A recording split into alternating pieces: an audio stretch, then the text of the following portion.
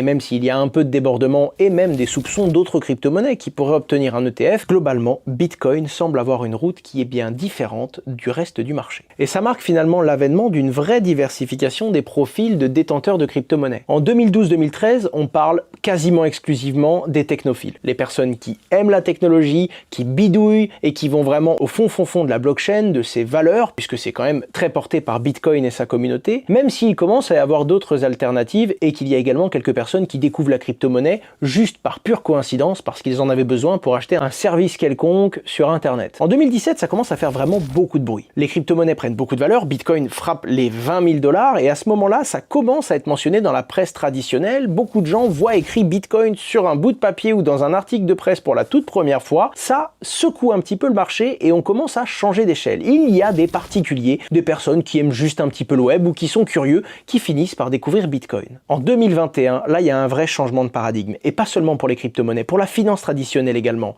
Les gens sont chez eux, confinés, les gens ont peur, sentiment qui n'avait d'ailleurs pas été ressenti par beaucoup de personnes dans des pays développés depuis très longtemps. Les gens sont curieux, s'interrogent comment protéger sa valeur, comment diversifier ses finances, comment, si jamais on commence à avoir un doute sur le dollar ou sur l'euro, est-ce qu'on peut trouver des alternatives. Les investisseurs se réintéressent aux métaux précieux, aux actions et également aux crypto-monnaies qu'ils ont, ça tombe bien, le temps de découvrir en profondeur. En plus de ça, il y a quelques grosses entreprises comme par exemple Tesla, également des grands noms et même certains pays qui commencent à parler de Bitcoin et à le considérer ou du moins à étudier des possibilités sur la valeur qu'il permet de transporter, d'échanger, de conserver, mais également sur la capacité qu'il a en tant que monnaie de paiement.